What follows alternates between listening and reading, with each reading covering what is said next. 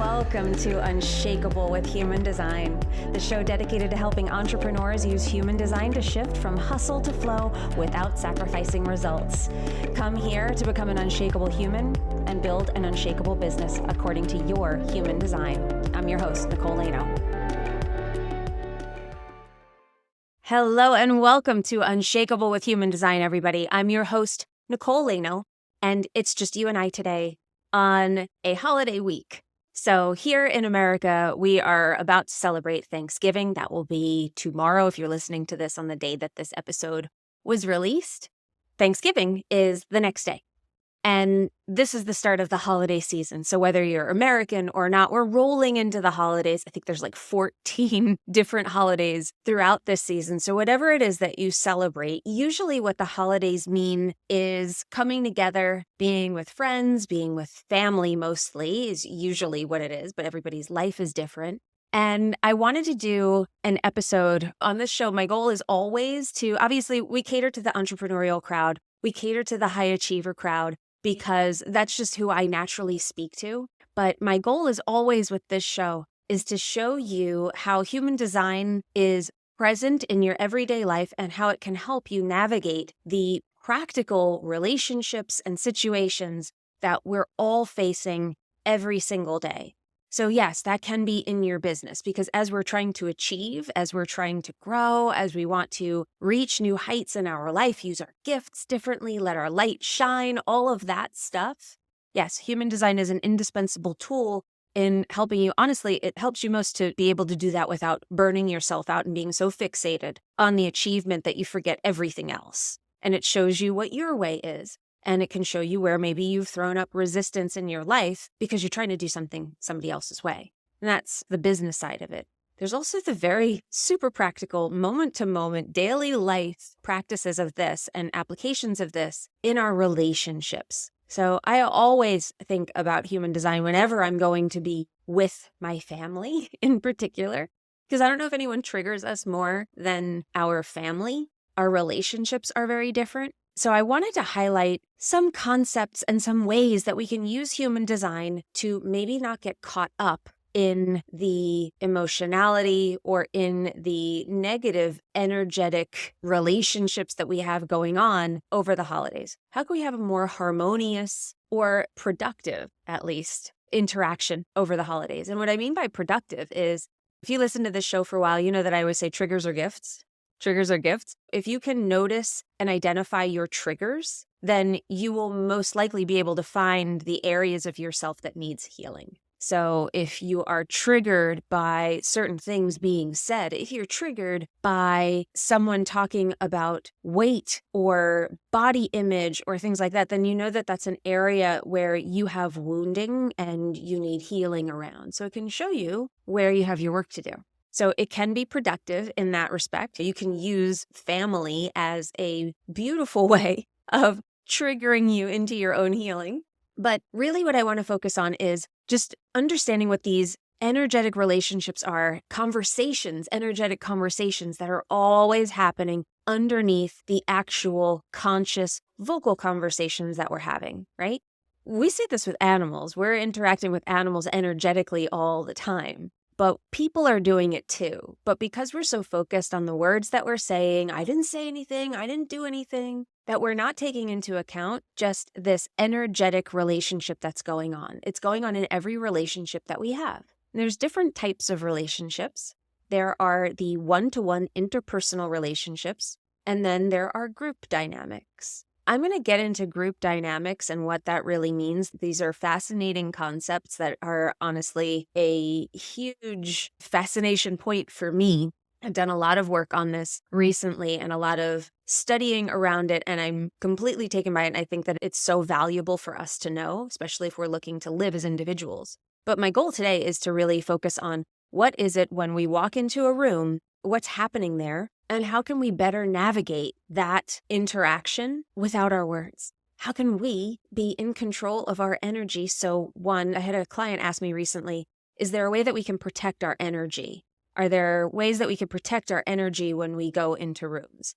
And of course there are, but honestly, protecting your energy really comes from being in charge of your own energy. from knowing what's yours and what's not, from being able to clear out what you're carrying that doesn't belong to you. And that's what human design is uniquely positioned for and really effective at.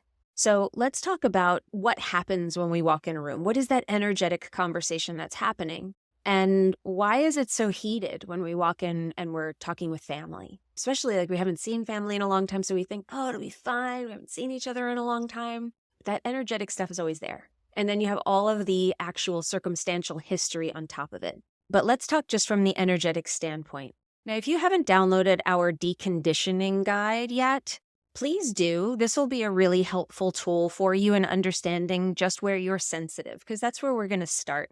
We're just going to start with our sensitivities. Where are we receiving information? Where are we receiving other people's stuff? That's anywhere that is white on your chart.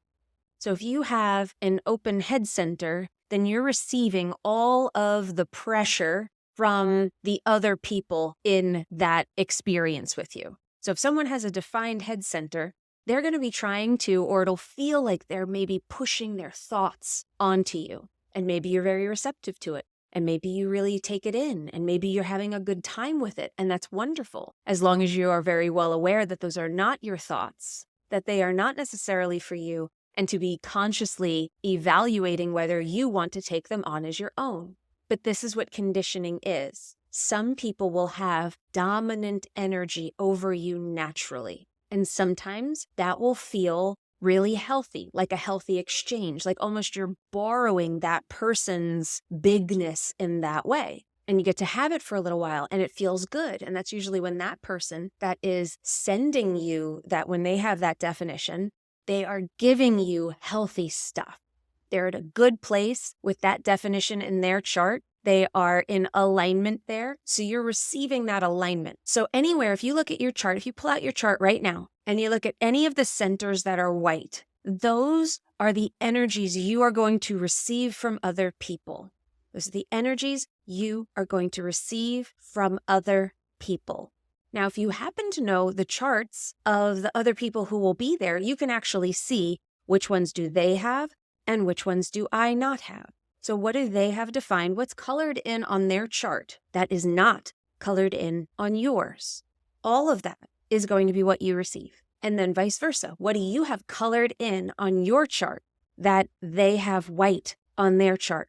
You are going to be the transmitter of that energy, and they are going to receive that.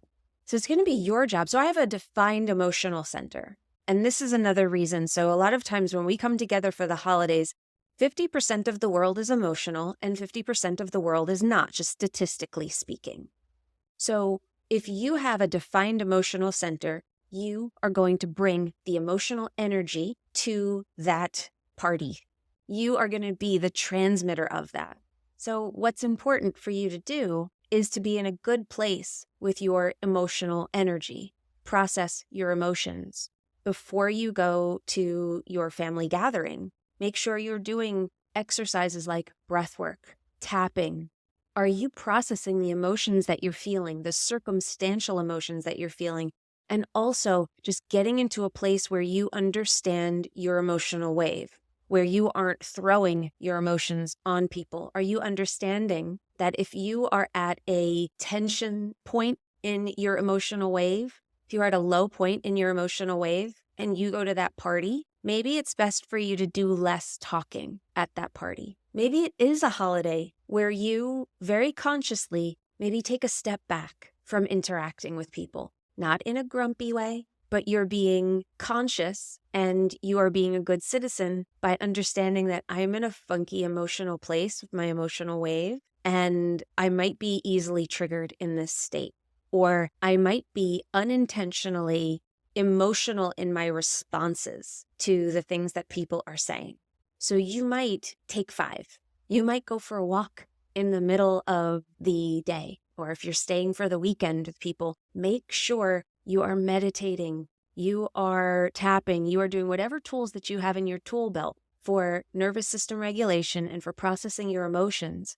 You should be doubling down on them during the holidays, because this is going to be a heightened emotional experience for everybody. Because what happens is if you're emotionally defined, so I'm emotionally defined. When I go to a holiday party, when I go to anything, I know I bring the emotions. I'm at least part of that frequency.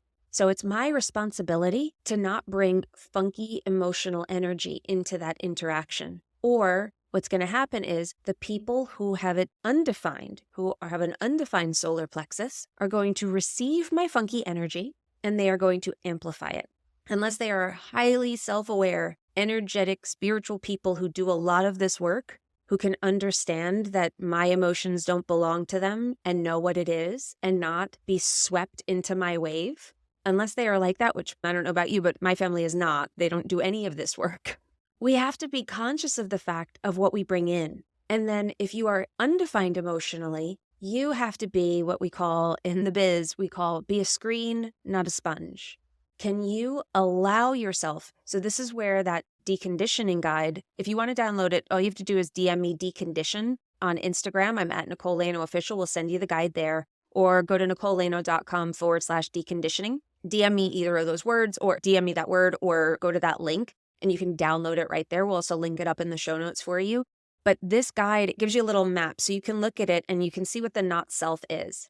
And that guide will tell you if anything that's white on your chart, you have to recognize that anything that's white, you're going to receive from somebody else. So if you start to pick up on any of these themes and they start to feel like they overwhelm you or things start to feel uncomfortable, the question you want to ask yourself as it's happening is this mine or does this belong to somebody else? Because that's what we do in our white space. We pick up, this is what conditioning is. This is how conditioning works. Holidays are a crash course in what conditioning feels like and what it is. If you are curious about this topic, this is a wonderful experiment, like a lab with food for you to get down in for a couple of days over the Thanksgiving and Christmas and all of the end of year holidays that are coming up. But the conditioning that's happening, you have to understand that you're being conditioned. That is the first step, is knowing this is not my energy. This is not mine. So I'm not going to take it on. I'm going to observe it. This is advanced stuff. It is the start and the core of everything. But the core of everything is we start with deconditioning with just recognizing what's not ours and starting to clean out all of the old stuff that we've hung on to.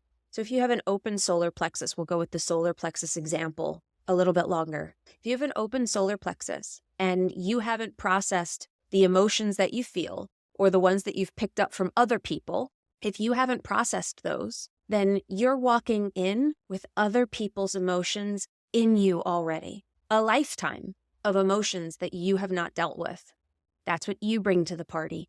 So now you come with a cup that's already possibly full with old stuff, right? And then someone like me comes in and my emotional wave might be at a really deep, big position at that moment. It might be in an uncomfortable place. So I come in and I just stand next to you and you start to feel kicked up. You start to feel like there's this emotion churning in you. And then someone else comes along, or maybe I say it, and I say something that irritates you. Now your cup runneth over and it isn't even yours. You don't even know why. It's not even that big of a deal, but it's got you so worked up, the energetic side of things, that you emotionally react in the moment, not because of what actually happened, but because you were conditioned by my emotions. I was not responsible for the way that I handled them. I was not in a good place. I didn't do my work maybe before coming into this party, into this experience. And you picked up on it. You're full of old stuff, old conditioning, or old circumstances that you haven't dealt with.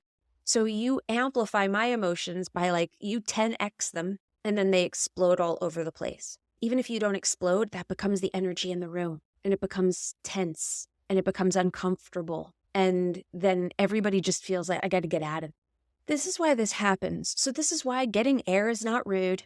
Taking a walk is not you being standoffish or antisocial. Recognize that everybody is built differently and we all need different things. But if it starts to feel like too much for you, if you have an open ego, that ego energy might be a lot for you to handle when you're in a group. If you're open emotionally and open in the ego will center, you might go into a party and be surrounded by people who have both of those centers defined. And that might feel like a lot. Can you ask yourself, is this my energy that I'm feeling, or is this something that I'm feeling from other people?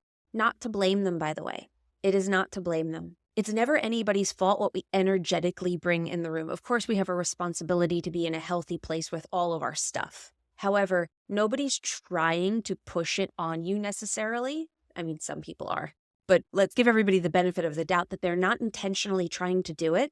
So can you walk in the room with that feeling that there's going to be energy exchanged in this room that nobody knows about? And I'm going to be someone who observes this and who observes myself in this environment and who allows those energies, those themes, those feelings, and all the things that I feel in here to pass through me. I evaluate them. I see the quality of what I am feeling from these people. And then I take time if I need to. I respond if I need to. But I do it from a clear place. I don't do it from a reaction to the conditioning, which is what creates problems, which is what creates just purely emotional, combustible situations. So just recognizing, where is it that you maybe have the ability to be more sensitive? So that's going to be the white stuff on your chart, particularly the centers. That's sort of just the easiest place to do this work, is to start at the centers.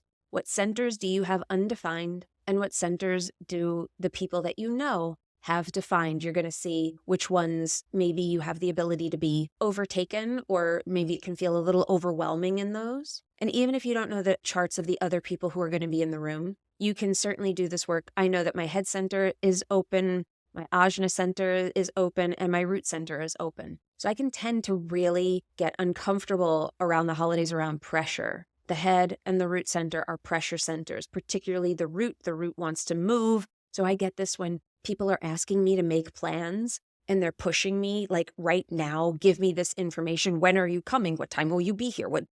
I can get really worked up and I can get really pissed off at the people who do that to me because they're cranking up my undefined root. And they are people, coincidentally, who have defined roots because that's what they do. They apply the pressure. Me, I receive the pressure and I do not like it. And I can get very, very defensive when people put pressure on me to deliver on their timeline. So what do? I actually politely respond that I will get back to you when I can. And then I don't think about it until I'm ready. I don't avoid it, because that can also be a conditioned response to completely detach from it and not deliver, which doesn't create a good balance in our energies. But I deliver on my timeline and I don't feel bad about it and I don't apologize for it. And when we are in a situation where I'm in person with those people and they're putting that pressure on me, I do politely exit and I do remove myself energetically from the situation. And I go outside and I touch a tree or I go for a little walk. I walk a dog or something where I get air and space from that energy so that I can come back and cleanly respond with what feels right. And that's the art of learning to work with this. I don't take offense and don't blame the people who do it. I don't do that anymore. I won't say that I never do it, but I'm much better at not doing it all the time. Obviously, there are people who are in a negative or not so comfortable state with their energies, and we can not be pleased with people who don't take responsibility for who they are. But in general, I don't take offense at the way that people make me feel when I really look at what they said or what they're doing, and I'm like, this is just their energy talking. And I don't need to respond and be overtaken by their energy just because I'm sensitive there. I am sensitive there. So what am I going to do? I'm going to nurture myself and take care of myself before I take care of them, before I go and deliver whatever it is that they made me feel like I had to do because it was their big energy trying to move me. This is how we can start to understand how we are affected by this stuff. So this can be a fabulous time for you to understand, what does it feel like when my undefined root is put under pressure? You can feel that. What does it feel like when my undefined ego is put under pressure, is pushed maybe to prove itself? Maybe I don't feel good enough around all of these people, and I feel that really, really big when I walk into that room of defined egos. You can really start to understand what is the energetic thing that's happening, because it's got nothing to do with what you're doing most of the time in these rooms. It's purely based on just the energy in the room. Lots of people and this sense of being stirred up right from the moment you walk in. It's the energy in the room. Okay. I hope that you guys found this helpful. I hope that you have a wonderful holiday season with this. I hope that we're going to talk a little bit more about group dynamics and things like that on the show here in the coming weeks. So please tune in for those. But in the meantime, I hope that you have a lovely holiday weekend. For those of you who are celebrating here in the US, happy Thanksgiving. Thank you all for being here. Please download the deconditioning guide if you want to know how to decondition before the holidays and how you can kind of use this as a little map for yourself. Go to NicoleLano.com/decondition. You can grab it there or DM me the word deconditioning on Instagram. I'm at Nicole Lano Official, and we'll send it to you there in the DMs. Okay? Thank you guys so much. Have a wonderful day. Have a wonderful holiday. And remember, in order to have an unshakable business, you must first become an unshakable human. So thanks for letting us help you become unshakable with human design, everyone. We'll see you next time. If you love this episode and you're a fan of the show, please show us the love on iTunes, Spotify, or wherever you're listening to the show and leave us a review. And if you'd like to connect with other entrepreneurs on their human design journey, join our free Facebook community, Human Design for Entrepreneurs. Go to NicoleLano.me/podcast links to join the group, book a human design reading with me, or access our free human design resources. We'll see you there.